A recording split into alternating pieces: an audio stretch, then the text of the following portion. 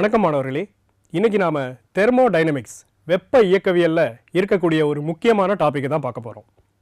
Gibbs free energy, Gibbs கட்டிலா ஆற்றல் அப்படின்னு சொல்லுவாங்க. முதல்ல இந்த கிப்ஸ் கட்டிலா ஆற்றல், கிப்ஸ் ஃப்ரீ எனர்ஜி அப்படிங்கிறது என்னன்னு பார்க்கலாம். கிப்ஸ் அப்படிங்கிறவர் தான் இந்த எனர்ஜியை பற்றின ஸ்டேட்மெண்ட்டை கொடுத்தாரு. அதனால தான் இதை கிப்ஸ் ஃப்ரீ எனர்ஜின்னு சொல்கிறோம். இவ்வாற்றல் ஒரு வேதி வினையோடு தொடர்புடைய வேலை செய்வதற்கு பயன்படுத்தத்தக்க ஆற்றல் ஆகும். அதாவது ஒரு வேதி வினையில் வேலை நடக்கிறதுக்கு பயன்படுத்தக்கூடிய ஆற்றலை தான் கிப்ஸ் ஃப்ரீ எனர்ஜி, கிப்ஸ் கட்டிலா ஆற்றல் அப்படின்னு சொல்லுவாங்க. கிப்ஸ் முதல்ல இதை என்னன்னு சொன்னார்னா available energy to do work, அதாவது வேலை செய்வதற்கு கிடைக்கக்கூடிய ஆற்றல் அப்படின்னு தான் சொன்னார். ஸோ காலப்போக்கில் இதை கிப்ஸ் கட்டிலா ஆற்றல் அப்படின்னு நம்ம சொன்னோம். இதோட சிம்பிள் பார்த்தீங்கன்னா ஜி அப்படின்னு குறிப்பிடுவோம். ஸோ இப்போ இந்த ஜி இதோட ஆற்றல் அப்படிங்கிறது என்னவா இருக்குன்னா G equal to H minus DS.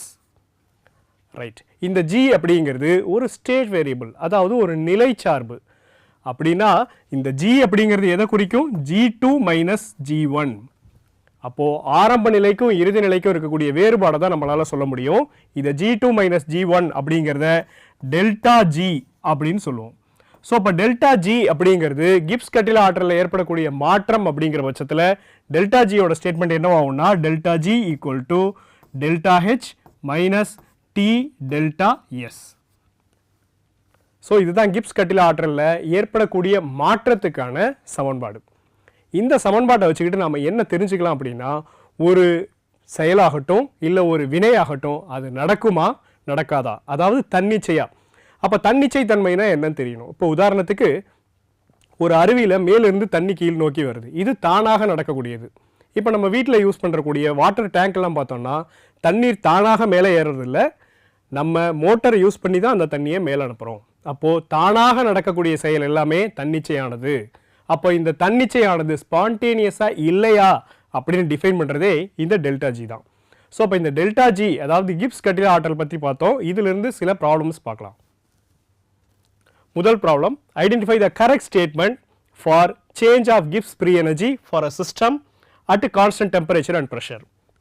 நிலையான வெப்பநிலை மற்றும் அழுத்தத்தில் ஒரு அமைப்பிற்கான கிப்ஸ் கட்டிலா ஆற்றலை மாற்றுவதற்கு சரியான நிபந்தனைகளை கண்டறிக.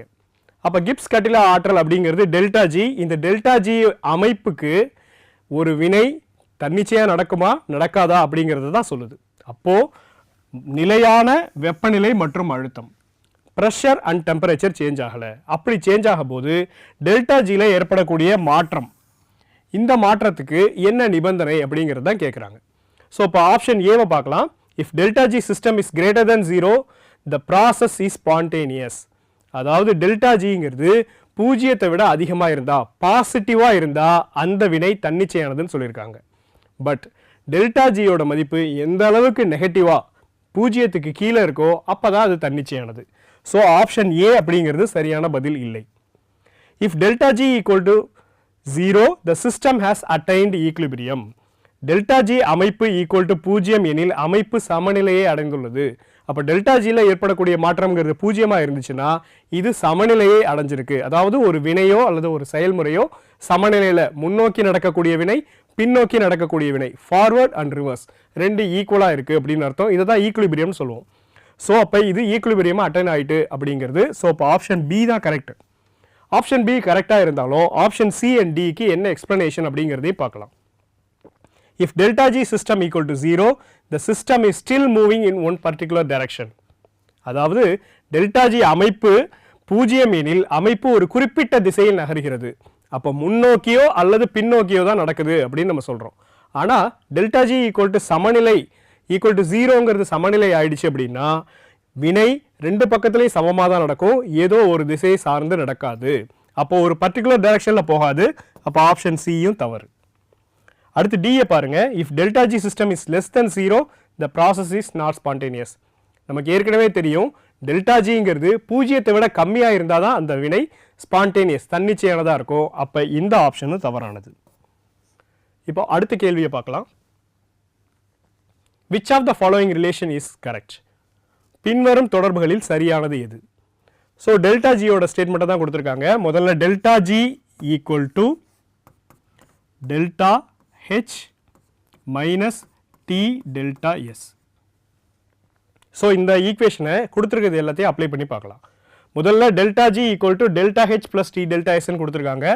இது கண்டிப்பாக இருக்க வாய்ப்பு இல்லை. மீதம் இருக்கக்கூடிய 3 ஆப்ஷன்லையும் பார்த்தீங்கன்னா டெல்டா ஹெச் தான் ஒரு பக்கம் இருக்குது. ஸோ இப்போ இந்த ஸ்டேட்மெண்ட்டை நம்ம மாற்றலாம். ஸோ இப்போ டெல்டா ஹெச்சை ஒரு பக்கம் வச்சுக்கிட்டு இந்த மைனஸ் டி டெல்டா எஸ்ஸை இந்த பக்கம் கொண்டு வரலாம். ஸோ அப்போ delta H equal to delta G plus T delta S. So அப்போ டெல்டா ஹெச் அப்படிங்கிறத ரைட் சைடு வச்சுக்கிட்டோம்னா மற்ற எல்லாமே லெஃப்ட் சைடு இருக்குது. ஸோ இது கொடுத்துருக்கக்கூடிய ஆப்ஷனில் ஆப்ஷன் டியில் இருக்குது. ஸோ இப்போ delta H equal to delta G plus T delta S அப்படிங்கிறது தான் சரியான ஆன்சர். அடுத்த கேள்வியை பார்க்கலாம். A process will be spontaneous at all temperature if ஒரு செயல்முறை அனைத்து வெப்பநிலையிலும் தன்னிச்சையானது. ஸோ அப்போ ஒரு வினைங்கிறது தன்னிச்சையாக நடக்குமா நடக்காதா அப்படிங்கிறது தான் வெப்ப இயக்கவியலே சொல்லுது. இதுக்கு முக்கிய கோட்பாடாக இருக்கக்கூடியது தான் கிப்ஸ் ஃப்ரீ எனர்ஜி. ஸோ முதல்ல இந்த ஈக்குவேஷன் எழுதிக்கலாம். ஸோ இப்போ delta H equal to delta H minus T delta S. Right. இப்போ டெல்டா ஜி அப்படிங்கிறது எப்பயுமே நெகட்டிவாக இருக்கணும், அதாவது பூஜ்ஜியத்துக்கு கீழே இருக்கணும். இது பூஜ்ஜியத்துக்கு கீழே இருக்கணும்னா டெல்டா ஹெச் என்னவா இருக்கும்? டெல்டா ஹெச்ங்கிறது நெகட்டிவாக இருந்தால் தான் இந்த வினை தன்னிச்சையாக நடக்கும். அப்போ தான் என்னவாகும்? இது நெகட்டிவாக இருக்கும். அடுத்து இருக்கக்கூடிய டி அப்படிங்கிறது கான்ஸ்டண்ட்டாக இருக்குது. ஸோ அப்போ டெல்டா எஸ் அப்படிங்கிறது என்னவா இருக்கணும்? டெல்டா எஸ்ங்கிறது பாசிட்டிவாக இருந்தால் பாசிட்டிவ் இன்ட்டு மைனஸ் நெகட்டிவ் ஆகும். ஸோ அப்போ நெகட்டிவையும் கூப்பிட்டா இது கூட்டினா இதுவும் நெகட்டிவ் ஆகும். ஸோ அப்போ டெல்டா ஜிங்கிறது எப்போ நெகட்டிவாக இருக்கும்? டெல்டா ஜி நெகட்டிவ், டெல்டா ஹெச்ங்கிறது நெகட்டிவாக இருக்கணும், டெல்டா எஸ்ங்கிறது பாசிட்டிவாக இருக்கணும். ஸோ அப்போ இது நெகட்டிவ் அப்படிங்கிறது லெஸ் தென் 0. அப்போ டெல்டா எஸ் பாசிட்டிவ் அப்படிங்கிறது கிரேட்டர் தென் 0. ஸோ அப்போ இது நல்லா பாருங்கள், டெல்டா ஹெச்ங்கிறது லெஸ் தென் 0வாக இருக்கணும், டெல்டா எஸ் அப்படிங்கிறது கிரேட்டர் தென் 0வாக இருக்கணும். இது எந்த இடத்துல இருக்குது? So delta H less than 0, delta S greater than 0. So அப்போ ஆப்ஷன் பி தான் சரியானது. ஸோ இப்போ இந்த வினையில் எல்லா வெப்பநிலையிலையும் ஸ்பான்டேனியஸாக இருக்கக்கூடியது தான் நம்ம பார்க்குறோம். ஸோ வெப்பநிலை மாற மாற இந்த கேள்விக்கான விளக்கம் அப்படிங்கிறதும் மாறும். ரைட். இப்போ அடுத்த கேள்வியை பார்க்கலாம். The correct relationship between free energy in a reaction and the corresponding equilibrium constant Kc is. ஒரு வினையின் சமநிலை மாறிலி மற்றும் கிப்ஸ் கட்டில ஆற்றலுக்கு இடையேயான தொடர்பு. இப்போ ஒரு சமநிலை மாறிலி அப்படின்னு சொல்லும்போது அதோட கிப்ஸ் கட்டில ஆற்றலை நம்ம எப்படி எழுதுவோம் அப்படின்னா, ஒரு சமநிலை வினையை பொறுத்த வரைக்கும் delta G equal to delta G 0 plus RT log KC. Right. இப்போ டெல்டா ஜி அப்படிங்கிறது சமநிலையாக இருந்துச்சுன்னா என்னவாகும்? டெல்டா ஜி ஈக்குவல் டு சமநிலையாக இருந்துச்சுன்னா 0. ஸோ அப்போ இது 0 ஆயிடுச்சு. அப்போ என்னவாயிடும்? இது 0 ஆச்சுன்னா இந்த டெல்டா ஜி இந்த பக்கம் வரும். அப்போது minus delta G not equal to R T log K C. இப்போ கொடுத்துருக்க ஈக்குவேஷன்ஸ் எல்லாத்தையும் பாருங்கள். Delta G equal to R T log K. Delta G தான் 0 ஆயிடுச்சு. ஸோ அப்போ இது ஆப்ஷன் இல்லை. மைனஸ் டெல்டா ஜி, மைனஸாக இருந்தாலும் ப்ளஸ்ஸாக இருந்தாலும் டெல்டா ஜியோட மதிப்பு 0. ஸோ அப்போ இதுவும் ஆன்சர் இல்லை. Delta G 0 equal to R T log கேசின்னு கொடுத்துருக்கு. ஸோ அப்போ இதுவும் ஆன்சர் இல்லை. கொடுத்துருக்க ஈக்குவேஷன் பாருங்கள், minus delta G not equal to R T log K C அப்படின்னு இருக்கு. ஸோ அப்போ இதுதான் சரியான ஆன்சர்.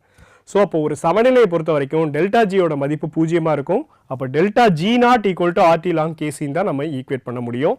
இதில் மைனஸ் சிம்பிள் இருக்குது, இதை மறந்துடக்கூடாது. இந்த வீடியோவில் நம்ம வெப்ப இயக்கவியலில் கிப்ஸ் கட்டில ஆற்றல் அப்படின்னா என்னன்னு பார்த்தோம்.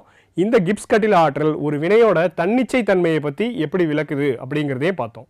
மறுபடியும் இதே மாதிரி ஒரு வீடியோவில் பார்க்கலாம். தேங்க்யூ.